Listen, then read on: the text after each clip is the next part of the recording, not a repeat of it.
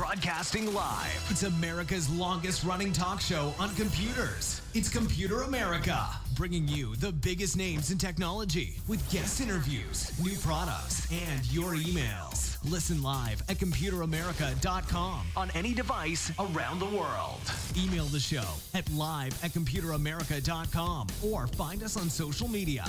Be sure to check out our website for contests, giveaways, show notes, live video stream, podcasts, and more. You're listening to Computer America.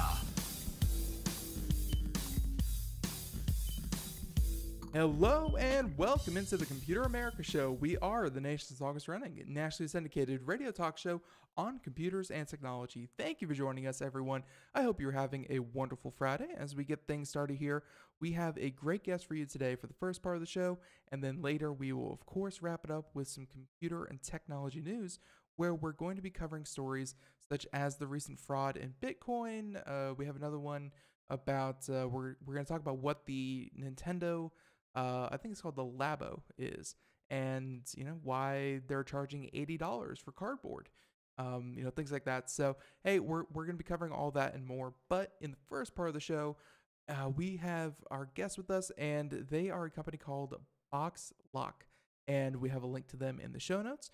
But essentially, this is something I think that anyone who definitely has an Amazon Prime subscription or anyone who gets things delivered to their house has dealt with this at some point. And yeah, I think this is a really, really great solution to that particular problem that, we're all running into.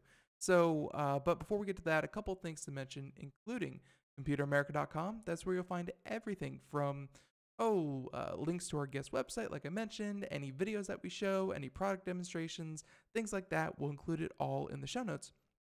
And again, that's found on our homepage.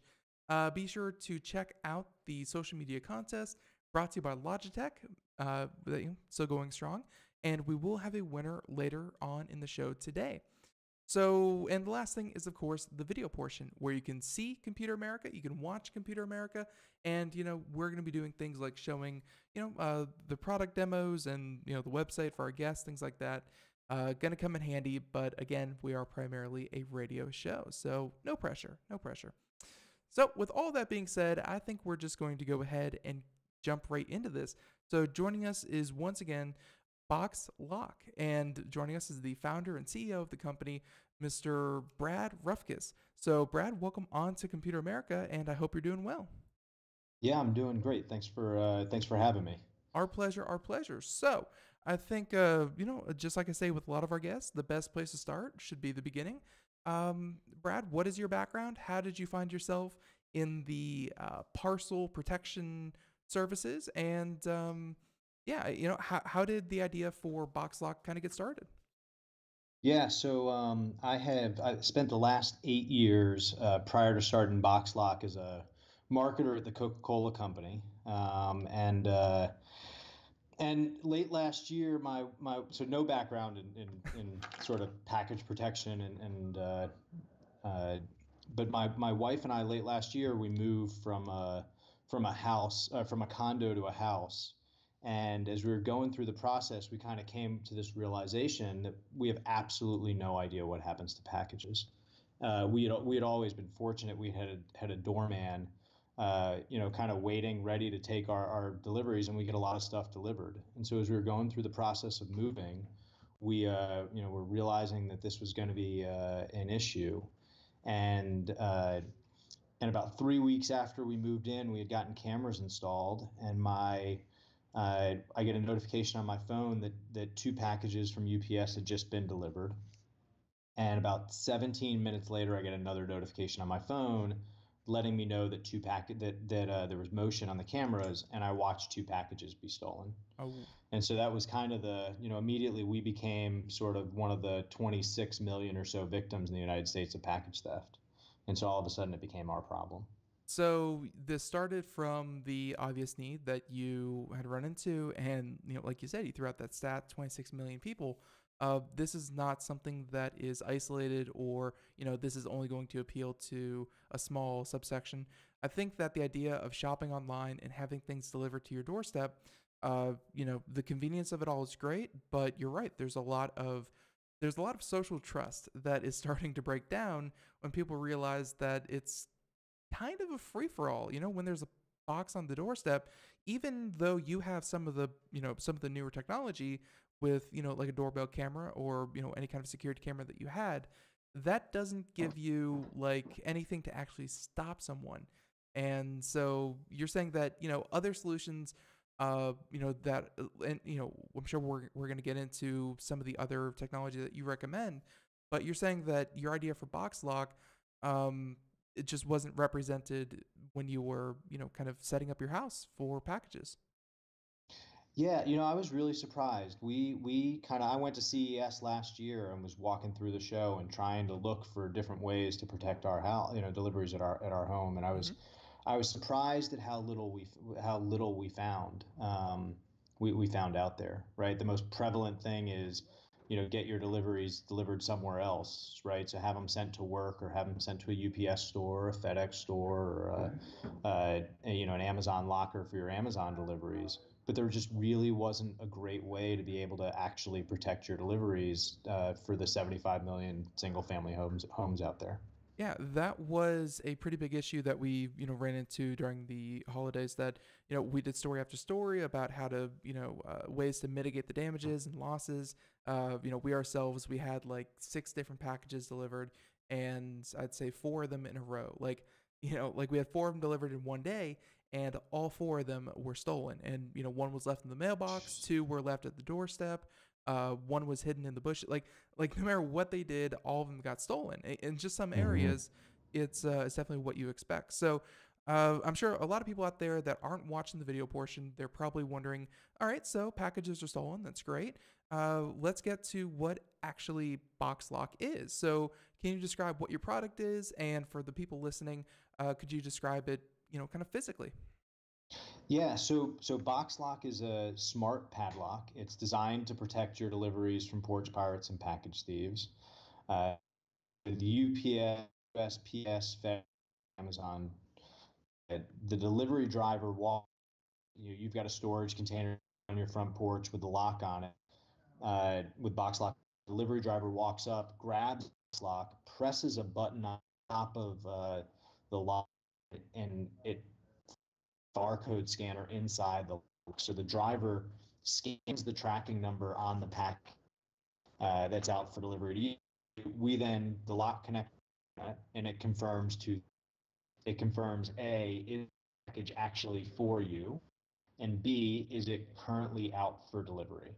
And if the answer to both of those 2 questions is yes, then the lock pops open, giving the driver access to the storage container. He puts your packages or delivery safely inside. Lock the lock. You get a notification on your phone letting you know that your package has been delivered securely. Now that was going to be my big question: is that, solutions like these, they're great. I mean, I'm sure that other people out there uh, would have probably come up with a, pretty ingenious solution themselves.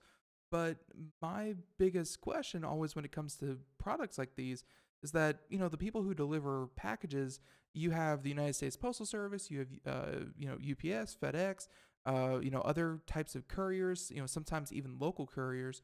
Um, it's, these systems are not fully integrated with one another. What do and I'm assuming that you've reached out to some of these courier companies. What do they Mm-hmm. think of your product? I mean, are they willing to use them? What are the chances of, let's say the UPS or the FedEx guy actually scanning and putting it in the box rather than just setting it on top? Is it easy for them to use? Yeah, so it's super easy for them to use. The driver, it basically takes them, maybe 20 seconds added on to their delivery to deliver it securely. Uh, and so it's really quick, right? All they have to do is scan the tracking number, and the lock within seconds checks all that information and pops open. Um, you look at it, and so all the drivers that we've talked to across all the different carriers, from longtime veterans of the different carriers to even Amazon's flex drivers who are part-time workers. Their whole job, what they're doing is to deliver those packages, and so I think a few bad apples spoil the bunch, but they care about what they're doing. They want to see those things delivered. They want to see the service they're providing do what it's supposed to do. And so they're more than happy to spend the extra time to ensure that it's delivered securely. That's first and foremost. The second thing is, in many cases, it may actually save them time. And so it can save them time because they're no longer waiting for someone to answer the door if they need to hand them the delivery, right? Because they can just scan it immediately, put it in securely instead of waiting for someone.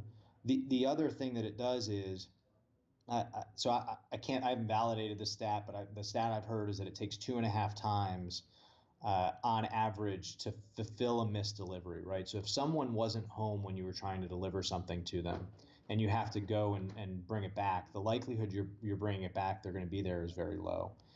And so it actually saves them time because they know they can get it on the first delivery, as opposed to possibly bringing that back and then having to, taking it back to the distribution center, fulfillment center, and having to then attempt to deliver it again. Right. And so it's good all around, and they get the added security of knowing it's safe and secure. Right. So, and those are the best kinds of products that don't add a lot of, overhead for, the delivery companies, and it, just works out great for the customer. And you can answer this as either the founder and CEO of BoxLock, or you can answer this just as Mr. Brad Ruffkess. But recently there was a service from Amazon who delivers tons and tons of packages, where they were asking people, and they still do, to give them access to their front door lock so that they could set packages right inside the door. That, I think rightfully, creeped a lot of people out, to put it nicely. And so my question to you is, how do you feel a padlock is a better solution than, let's say, a smart lock for your front door that they could just deliver it directly into people's homes? Yeah, so I mean, ultimately, I think people are going to want different things, and in different circumstances. So some people may be comfortable letting the delivery driver in their home. We have some of our delivery drivers have been our delivery drivers for the full time that we've been in our house. And if that was the delivery driver on that day, would I mind him coming in? Maybe not.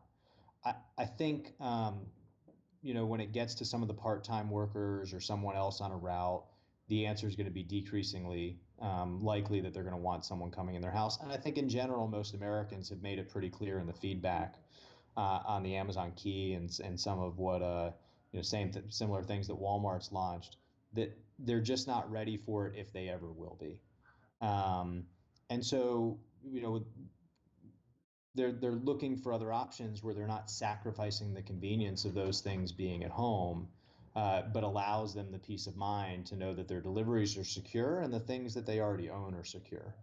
Right.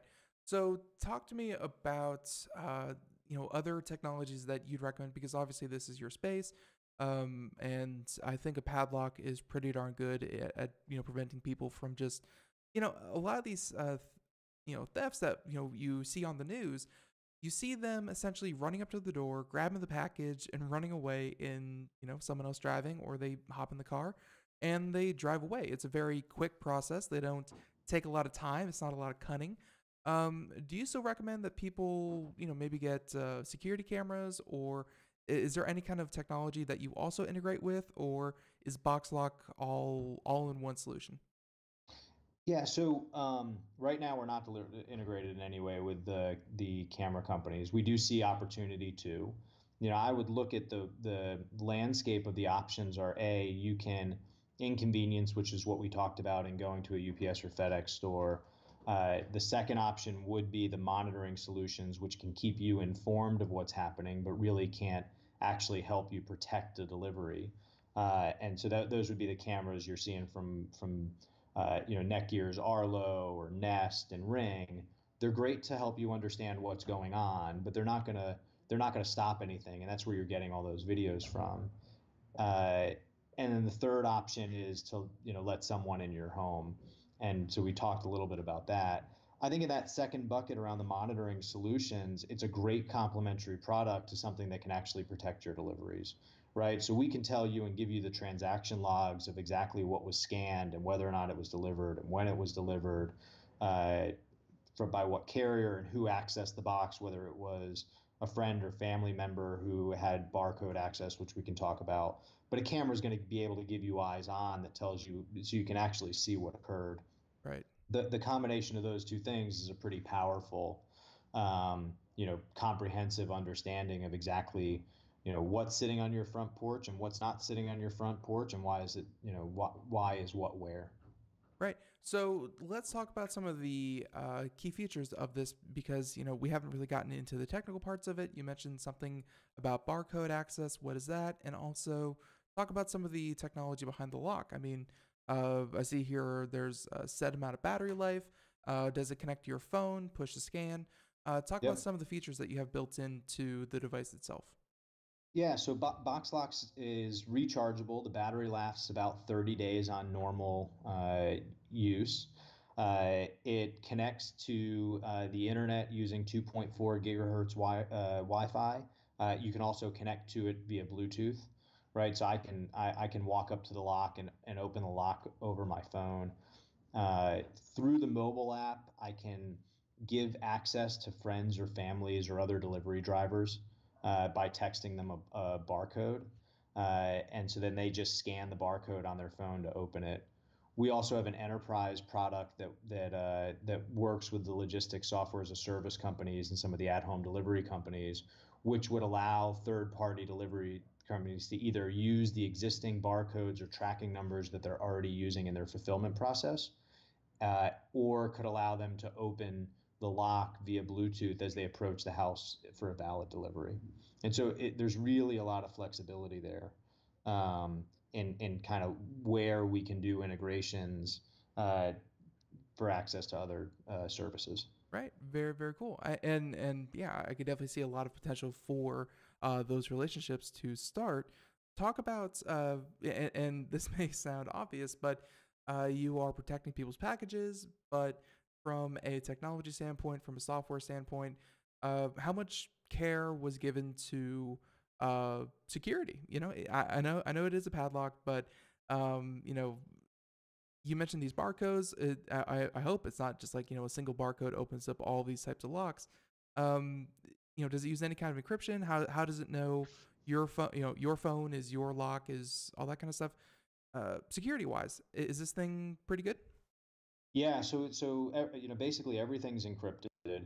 The barcode access or access, for you essentially, and so it's tied directly to your lock, and so you can define whether or not you want a barcode to be uh, valid indefinitely, whether you want it to be a one-time use barcode or whether multiple use barcodes. You also can give a start and an end date to the barcodes, right? So you have a lot of control over that. The other thing is every time a barcode is used, it is connecting to the internet to confirm that access.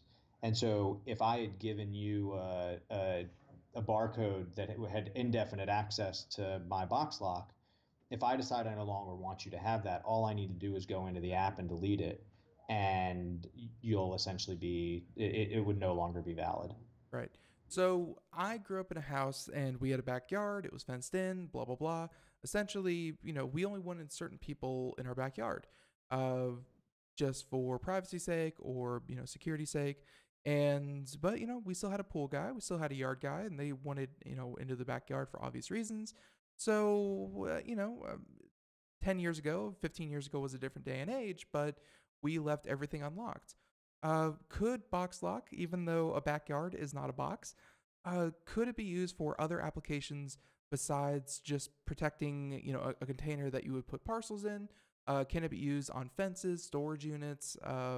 What are the other applications that you see for your product? Yeah, so it definitely could be used on a fence. It could be used on a gate. It can be used on a cellar door. It can be used on any door with a hasp, essentially, or anything with a hasp. So for residential purposes, lots of different options there, right? If you live on a large piece of property, you could be putting it outside the gate as long as you've got uh, Wi-Fi access there. We're also looking at and working on some other applications. With things we've talked about, like with utility companies, where they may be able to actually provide remote access to locks without having to do the key management on it, right? So they could send a driver a barcode in a field to be able to access something that they couldn't normally access.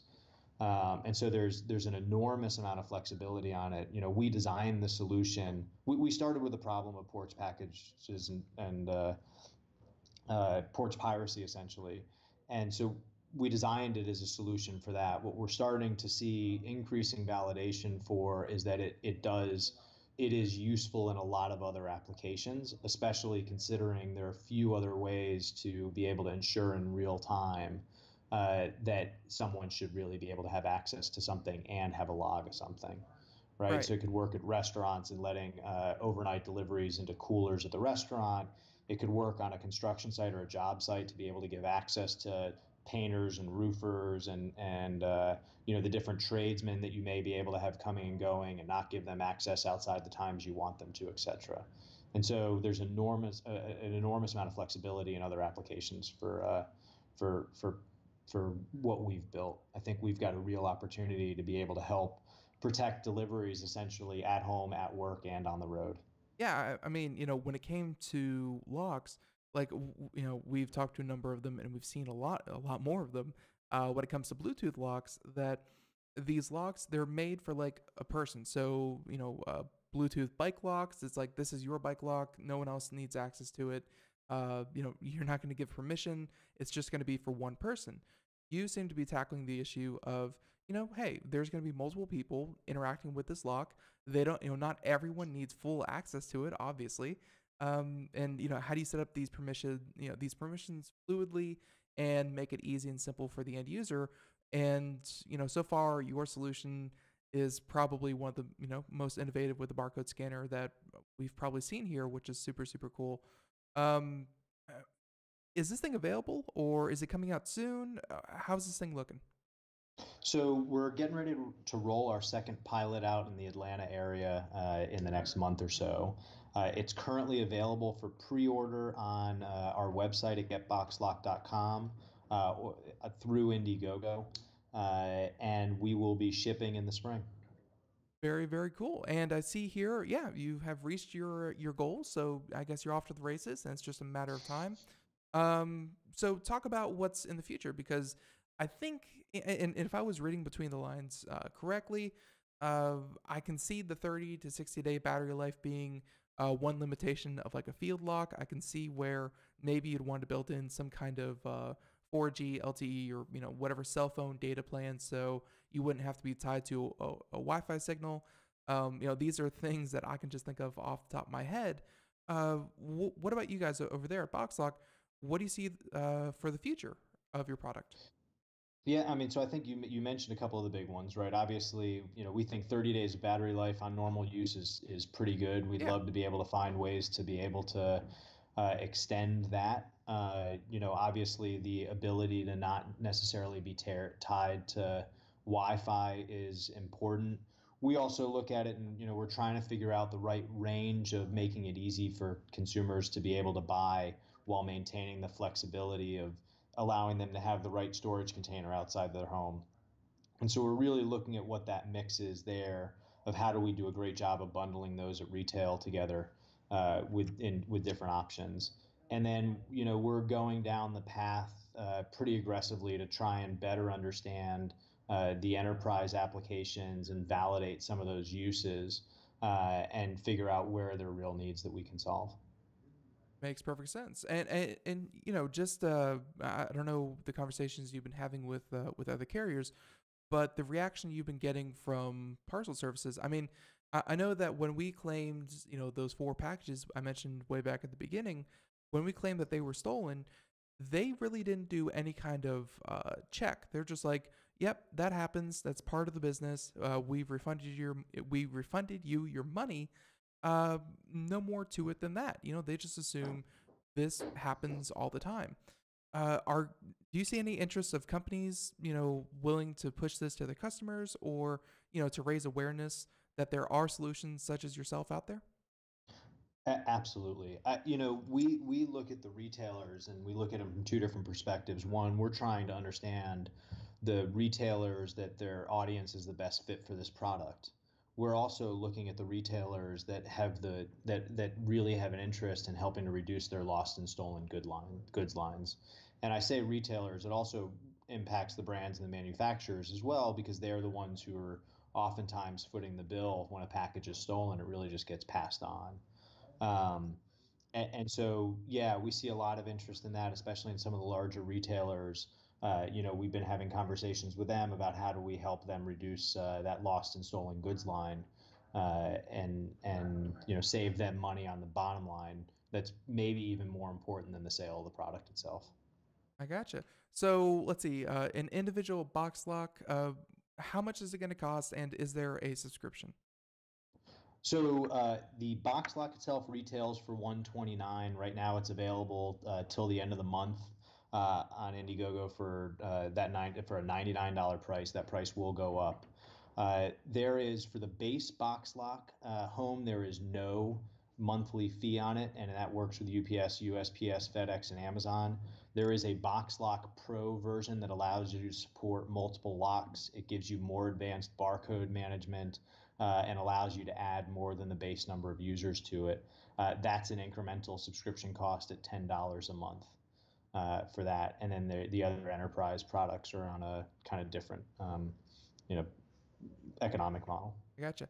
So, and one more question, maybe stupid, but I'm not getting a clear answer here from the Indiegogo or your website. Does this work with a key? It does not work with a key. Okay. So there is a master barcode that the owner should not share that will allow it to open without Wi-Fi access. And if you do happen to run out of battery, then you can just plug in one of those portable chargers for a minute or so. It'll fire itself up, and you'll be able to then open it with the master barcode for that lock. I got it. No, and it makes perfect sense. I mean, if this thing works with the master barcode, there's no need for a key. And again, it probably just makes it more secure on the physical level. So, nope, makes perfect sense. Didn't see that there. So, glad that I could point that out. And I guess, Brad, I mean, again, this is very innovative. I've, never seen anything like it in terms of the barcode scanning and things like that. So that's great. Brad, if people want to find out more, where can they go? Best place is getboxlock.com. Okay. Yeah. And that's exactly where we're linking to at Computer America. So computeramerica.com, right there on the homepage. We have a link to it right there. Just that simple. So I think in the meantime, Brad Ruffkess, founder and CEO of BoxLock. And by the way, I knew this was going to be good because when you said your background was in Coke or Coca-Cola, and you were the marketing guy for Coca-Cola, I was like, I've heard of Coca-Cola. This guy must be good. So with that being said, thank you for coming on, and great product. Thanks for sharing with us. Thank you very much. I appreciate it. Our pleasure. So Brad, until next time, have a great one. Bye-bye. All right. Thanks, man. All right, so there he goes. Interview brought to you by Skype. And yeah, that is the interview with BoxLock. So again, if you're watching the video portion, we showed it there, showed some video. Very, very cool. It's obviously going to stand out. It's big, it's yellow, it's safe, and hey, it's pretty darn cool. Again, I can't get over that they can get those scanners to recognize barcodes, and it's just going to be better that way. So I really like this, and yeah, check that out. So folks, with that being said, we're going to get started here. Oh, we have like 40 seconds. So we're going to tease some news stories, and then we are going to go ahead and move on to computer and technology news. But for some of the news that we will be covering, including some new energy efficient LEDs. Ooh, ah, ooh, ah. I know, it's exciting.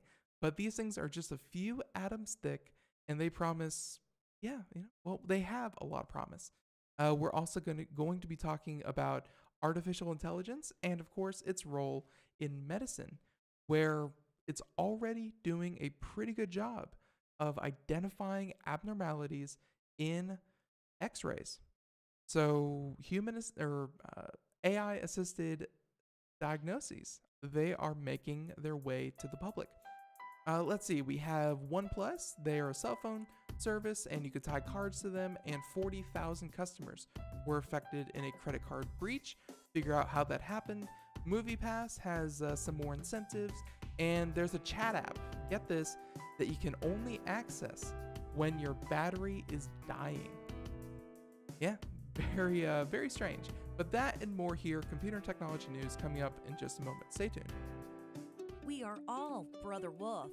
10 years ago, a group of locals banded together to create positive change. We took animals into our homes, held adoption events at local retailers, and talked to the community about our mission to help build a no-kill Asheville. A decade later, we have achieved so many victories for animals in need. There's been so much progress, yet there's still so much to do. As part of our year-long celebration, we encourage you to become a member of our special Compassionate Circle program. With a monthly donation of $10 or more, you will have behind-the-scenes access to the work we are doing at Brother Wolf. Our goal is to reach 1,000 members because we receive no government funding. Working together, we can help build and sustain no-kill communities. Learn more at compassionatecircle.bwar.org. We are a 501c3 tax-deductible organization.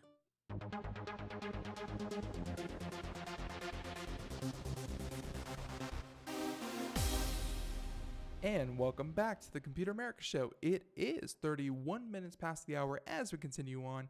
And folks, before we even get to computer and technology news brought to you by Fire Dragon Security, why don't we go ahead and pick a winner from our contest? And our contest, we are running it through a service called Gleam. They do a great job, very simple, just a few presses of a button, and hey, that's all it takes. So yeah, let's go ahead and draw a winner from, let's go ahead and draw a winner from those of you who have been so gracious as to enter. And this is a social media contest. So with that being said, let's draw a winner. And this week's winner is, here we go. There we go. So this week's winner comes to us from La Jolla, probably. California, La Jolla, California. And yeah, that's right, Meg Chan. And all they had to do was subscribe to Computer America on YouTube. So Meg Chan, if you're listening, thank you so much for tuning in. Thank you for checking us out. And thank you for signing up to our social media contest. So we will contact Meg right after the show, get them all decked out, have Logitech contact them. And folks, again, thank you so much for entering, and more prizes in the coming weeks. We should have a prize refresh here sometime in the near future. So, hey, if the M720 Triathlon mouse wasn't your deal, hey, we're going to have another prize set up for you here really soon. All right. So with that being said, computer and technology news brought to you by Fire Dragon Security. Here we go.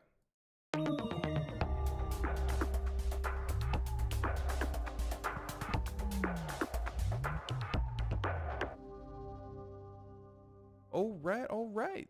Now, our first story is, we're going to do the LEDs. The LEDs one seems very cool. And although these stories come to us in a lab, but hey, 5 years ago, we were talking about OLEDs in the lab, and here we are, they do have product, maybe not 5 years ago, maybe 10 years ago. But anyways, OLEDs, they're a thing, and now we have a different kind of LED where these things are just a few atoms thick. So this coming to us from futurity.org. So like future science, technology, that kind of stuff. Pretty cool. So let's see where the, and unfortunately I'm looking at already, before we even start the article, I can tell you graphene is involved. So, some of you may be wondering why that's a bad thing. The bad part is, of course, that graphene is not very good at actually being produced on a massive scale. So even though they can make breakthroughs like this, and they're very interesting, and we will talk about them, they're hard to actually make it to the consumer space because, again, prohibitively expensive. So anyways, this story starts off by saying that scientists have developed an energy-efficient, ultra-thin, light-emitting diode for next-generation communication technologies, where light sources that reliably convert electrical to optical signals are of fundamental importance to information processing technologies, essentially saying, going from a digital signal to a visual one that you can pick up with your eyeballs, very important. And energy efficient and high speed LEDs that can be integrated into a microchip and transmit information are one of the key elements in enabling high volume data communications. So, two-dimensional semiconductors, graphene-like atomically thin materials, have recently attracted significant interest due to their size, where, correct, they're just a few atoms thick. Yeah, very, very impressive. But they said that the well-defined light emission properties and their prospects for on-chip integration. So, in recent years, researchers have succeeded in fabricating LEDs based on these materials. And yeah, they said they've realized realizing efficient light emission has remained a challenge. So, the team has discovered that preventing the leakage of electrical current from the emission layer of the metal electrodes significantly reduces this energy loss, and that researchers demonstrated that an insulating layer of a few nanometers significantly suppresses the loss of input electrical energy without introducing excessive electrical resistance. So they made a sandwich, and in that sandwich is a single layer of graphene that would insulate the light emitting from the heat, and the bleed through would be minimal at best, so you get higher efficiency based on these really two-dimensional chips, or at least light emitting diodes.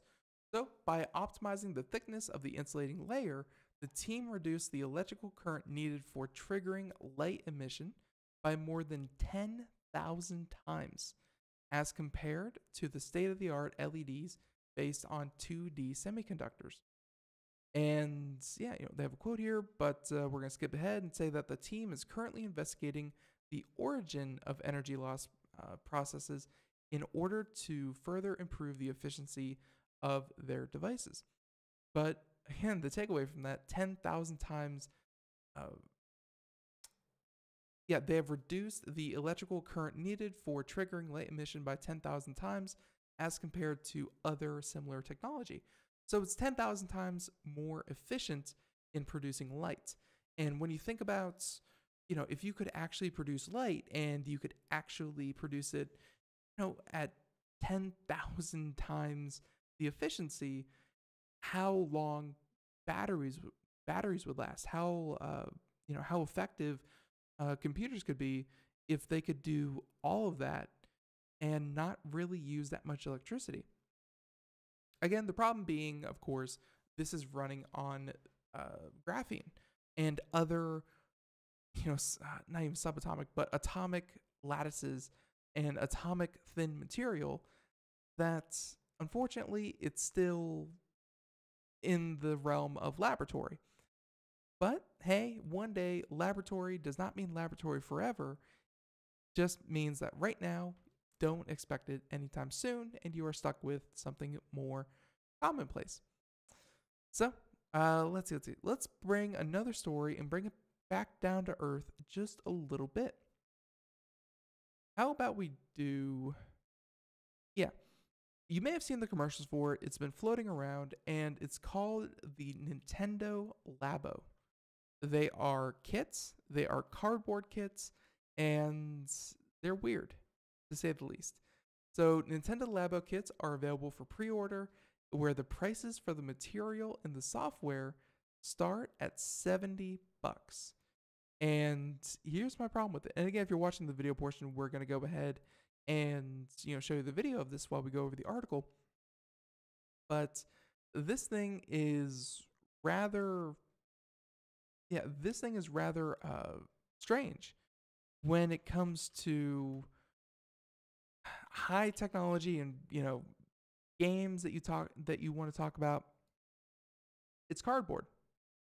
There we go. Yeah, it's cardboard. No two ways about it.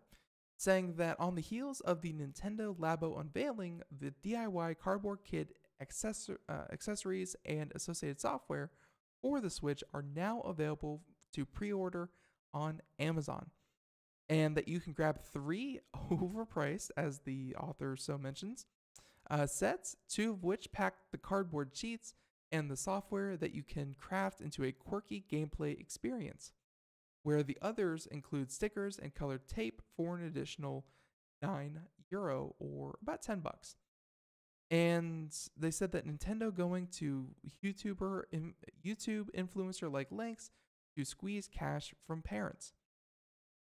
And if you're watching, you're seeing one of the best demonstrations they had for it was someone actually making a cardboard piano and assembling it and putting the Nintendo, because again, all these cardboard creations, they all use the Nintendo Switch as essentially their brains, and and the nunchucks, things like that, or they're called the Joy-Cons. The Joy-Cons as part of the experience, and that's how it's controlled. So Nintendo Switch, cardboard, folded, cut, software, apps, and suddenly you're left with a piano, you're left with a robot pack, you're left with a VR kit, and more. Very, very creative. I'll give them that. But you can see why a lot of people have called it overpriced. Where the centerpiece is a robot kit that glimpsed in the Nintendo Lab announcement video that'll transform you into a rampaging battle robot, complete with materials to make a cardboard backpack and headset and some makeshift bolts. So for $70, you can grab the Toy-Con 1 variety kit, which includes the Toy-Con RC car, fishing rod, house, motorbike, piano, and everything is set to ship April 20th. Again, this is something different because it shows that Nintendo, as much as it seems like, they're charging $70 for cardboard, which they completely are, and that is a different argument to be had, it just shows or cements further in my mind that Nintendo is one of the few gaming companies left that really understand the importance of imagination. Because Nintendo didn't have to do this. Nintendo has one of the most creative platforms available to anyone, with Joy-Cons and the Switch and the mobile. It's creative in its own right. But the fact that they are now trying to make it so that through some basic cardboard, you can get a lot more experiences, and experiences that you couldn't get in any other way, it shows that this may not be the end result of the Nintendo Switch, but it's one way to go about it. So, you can knock them for being overpriced, but you can't knock them for being creative. And that's something to certainly enjoy. So, again, that was called the Nintendo Labo. Labo.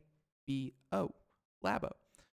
And just very, very different. All right. So here's a service. I have not signed up for it. I've been thinking about it. Lots of people have said lots of good things, that when your card finally gets to you after a couple of months, it's a great service. But you may have heard about Moviepass. Moviepass, and there's an article here from Engadget, Mr. John Fingus, saying that Moviepass will invest in films to have a stake in their success, and that it can benefit from the movies you're subscribed to watch. So, Moviepass's pseudo-unlimited subscription theater service is increasingly popular, but that doesn't mean it's profitable, where it currently has to subsidize tickets, which isn't exactly sustainable in the long run. And the company's solution is to secure a stake in the movies themselves, where it's launching a Moviepass Ventures subsidiary that will co-acquire films alongside the distributors.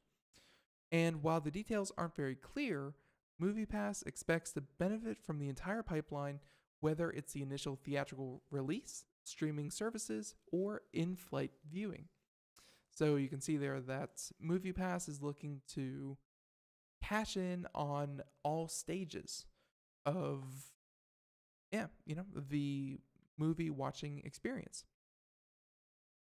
My immediate question is, where is Moviepass getting their funding from? Currently, they are subsidizing the price of tickets, as they said.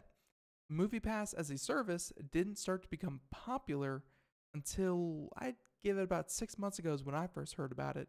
And I have a pretty good pulse on technology. This thing couldn't have been around for more than a couple of years.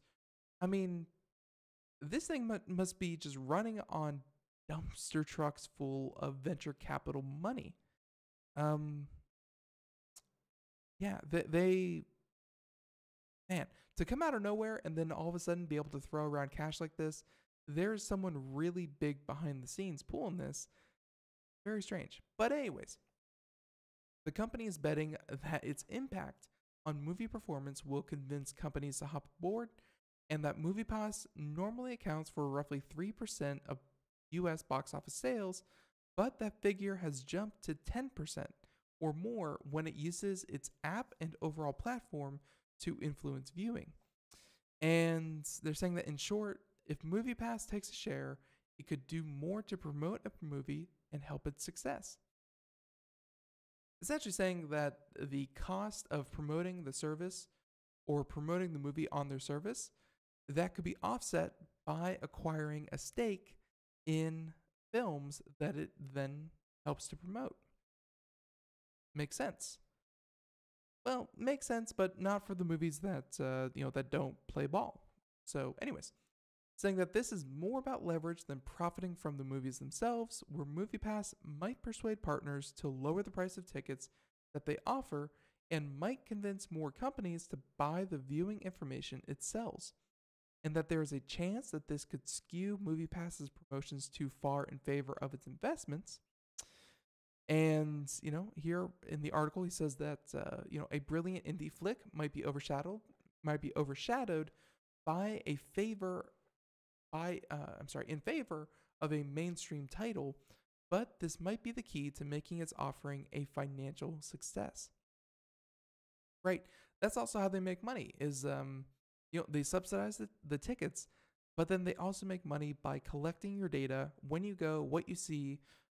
They may even take reviews for the movies that you just saw, and they package all that data into,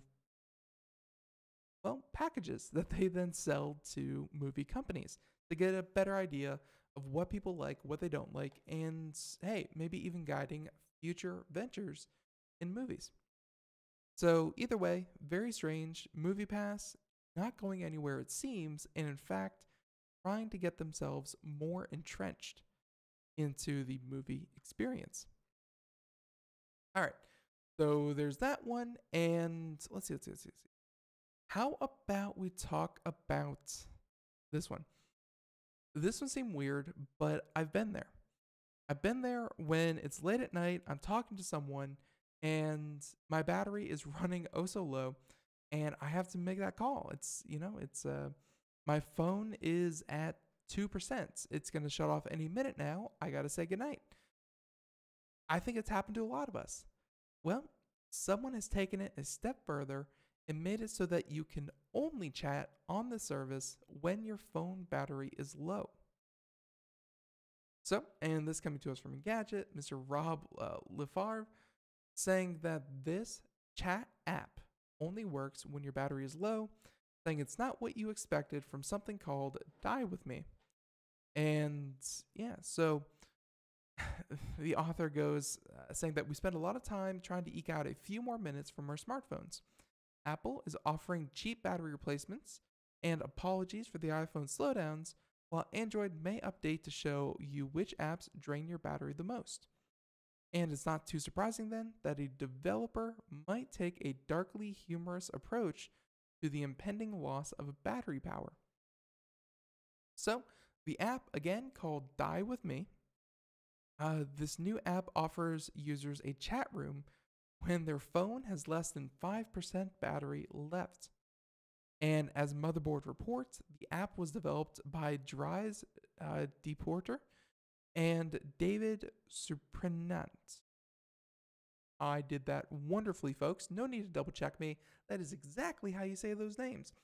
And they are Belgium-based app developers, saying that we wanted to do something positive with a low battery. And now we see we see people happy with a low battery, having low battery conversations. And he said that we had so much fun creating this. So the app was in development since 2016 and is now available in both the iPhone App Store and the Google Play Store. But yeah, again, the application and the chat room is only available when your battery is below 5%. Yeah, so less than 5%, you can join the chat room and you can talk to others who are quickly running out of battery, and just a weird, quirky way to take those last few minutes of your iPhone's time.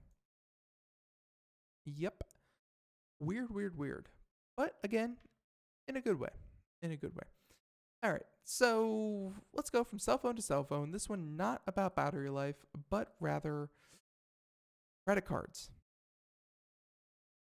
Definitely not good. And yeah, another breach. And these seem to be coming out every other week. But Engadget, Chris Valesco, saying that OnePlus says up to 40,000 customers are affected in credit card breach.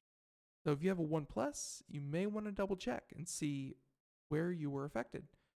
But here we go. And yeah, we're going to just kind of gloss over this article. But by saying that after learning that fraudulent charges were appearing on its customers' credit cards, smartphone maker OnePlus disabled support for credit card payments and launched an ongoing investigation. Where the initial results are in, however, and they're definitely concerning. In a statement released today, OnePlus said credit card information belonging to up to 40,000 customers was captured by a malicious and currently unknown actor between November 2017 and mid-January 2018. So really, this just happened. They just disabled it, and it's been happening for the past couple of months even. So November 2017, mid-January 2018, check your credit card statements between those if you happen to have a OnePlus.